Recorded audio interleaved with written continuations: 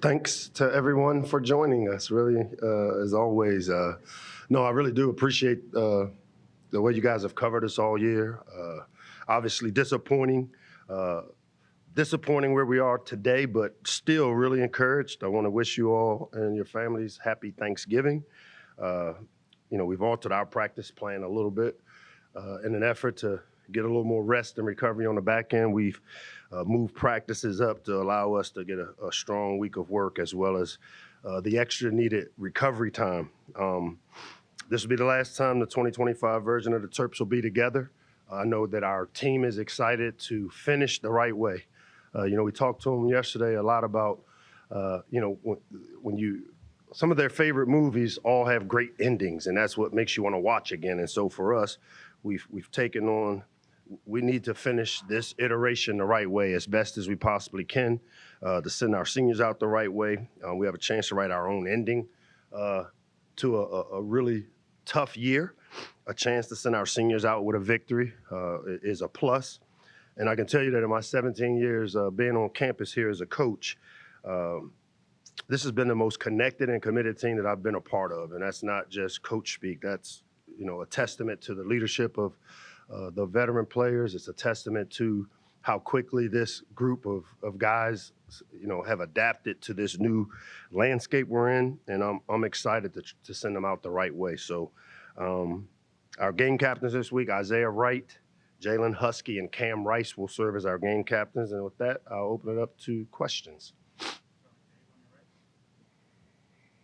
Mike, Michigan State's a team that has lost a pair of 3-point games on the road in the last month. What do you see when you see the Spartans? Yeah, I mean, kind of like looking at yourself in the mirror. This is a team that's lost some really close games. They lost a close one a week ago to Iowa, last-second field goal.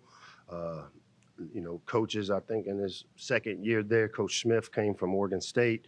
Does a really good job with those guys, really solid team. And again, they haven't had a lot of things fall their way this season, but when you look at them on offense, their quarterback, Aiden Childs, if he's able to play, he's one of those guys that you have to account for in how you game plan. The guy that stepped in a week ago stepped in admirably, threw the ball well, really gave them a chance to win the game. And, I expect them to come in to this game, much like us, wanting to end it the right way. And we're in a controlled environment. Great to be up at Ford Field to play indoors, and I know our players are excited about it. And about Ford Field, how cool is it to be wrapping up the season at an NFL stadium for these kids? Well, not necessarily the NFL stadium, but for me, an opportunity to be in a controlled environment. Typically you go to Detroit this time of year, the weather is a factor, wind's a factor. It's ideal conditions for a team like us, which needs all the work we can get to be able to go out and play to the best of our ability in ideal conditions. And start number 12 for Malik this Saturday. What's impressed you the most about his growth this season? And maybe and then on another line, what surprised you this fall by how he's held himself? Well, as I've said, and I started the season by saying the one thing that impresses me most about Malik Washington is the maturity that he's shown as a young, inexperienced quarterback and being thrust into a tough situation as a freshman, coming off of not having a training camp.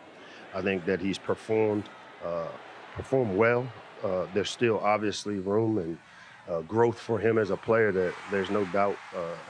I think he's shown us enough that there's the elite potential there, and it's a matter of him continuing to build that toolbox that we talked about.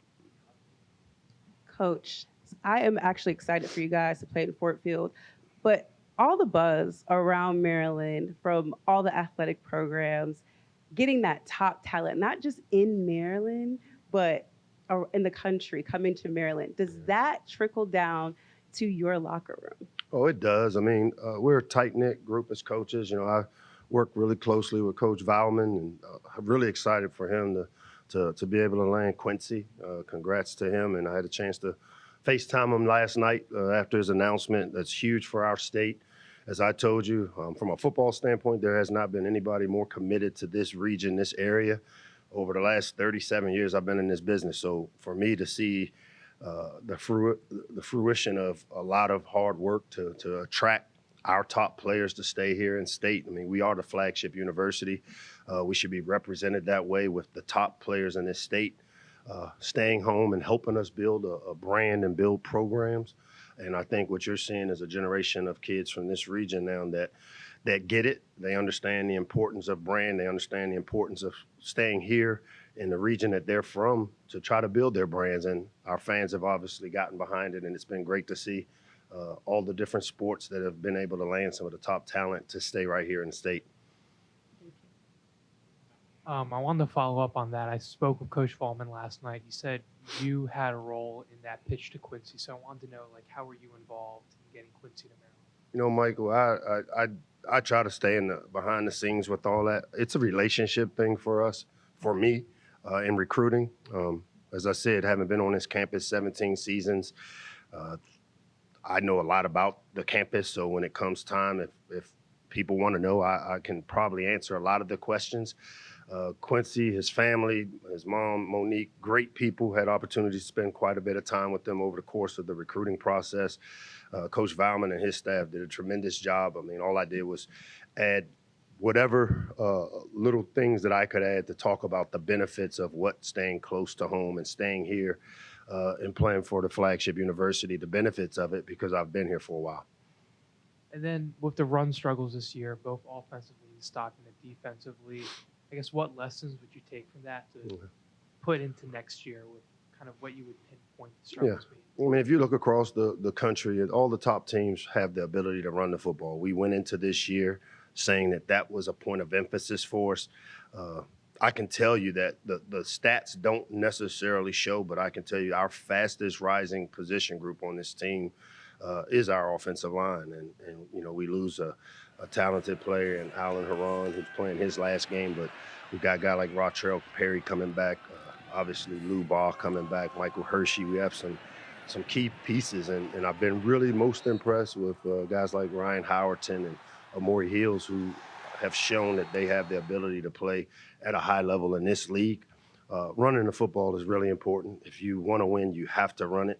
On defense, we've struggled to stop the run as of late, and a lot of it can be attributed to just not having the healthy bodies that we had the first 7 games available. But we're starting to get some guys healthy, and we'll finish this thing the right way. It's going to be important, even more so this week, to find a way to stop the run, but even more for us is to try to create some explosives. We still aren't getting enough explosives.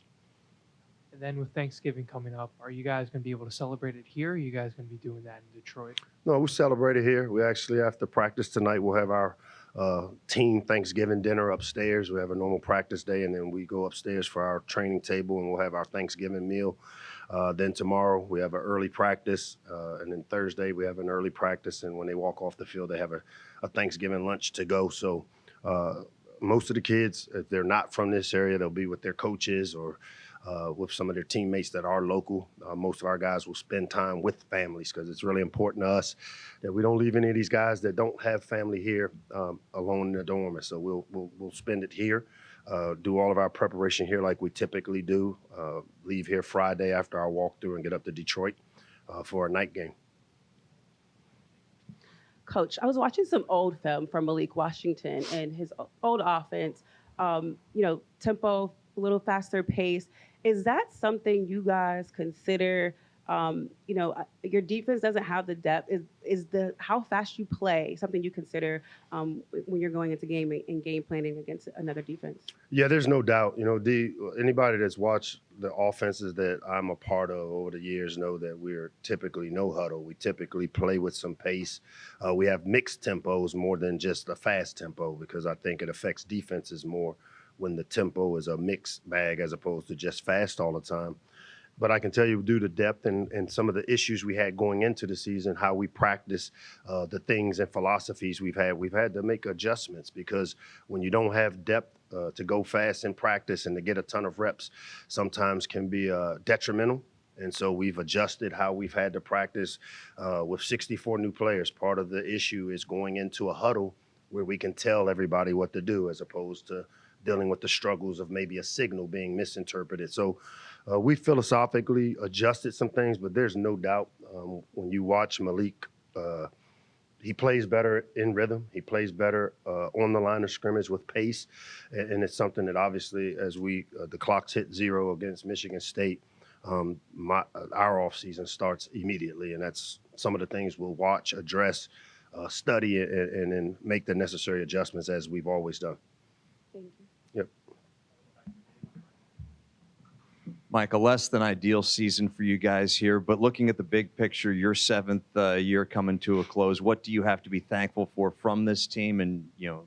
Yeah, I told this team, and I said it, I think, Saturday, the one thing that I take away from it, and as a coach, we always talk about accountability being horizontal, but when I talk about this team, they modeled what what leadership should look like. Some of the older players that have been around here, as we said a year ago, and I hate keep going back to a year ago, but this team feels a little bit different than last year's record at this point. And I can tell you that it's because of the leadership and how the group of guys that stayed with us really enforced the standards of, you know what, we show up, we do the work, we're committed to doing whatever it takes to get a win. Losing games doesn't make you a loser. It means you didn't reach the outcome you wanted at that point. And so we don't have losers in the locker room. We've lost some games, but along the line, there's a ton of lessons that we'll take from this season. And as I told our seniors yesterday at our team meeting, their leadership won't go in vain because they've left a legacy of the work ethic that it takes. And if you look at some of the important factors and what winning looks like, we've had some of those all season long, and now we have to build on those, retain this roster, go get some guys that can help build the depth, and then get back up on a horse and start again once the clocks hit 0 against Michigan State. Finally, a chance to win Thursday. What's the go-to side on the Locksley table? If somebody's car accidentally breaks down in your neighborhood and he's looking around, what am I going to have? I think this year I'm going with the tofu, man. I don't deserve any good fattening foods, man. I need to starve because I'm going with salad, tofu. I don't even know if my wife will let me eat at the table right now because she's not real happy. So maybe a little tofu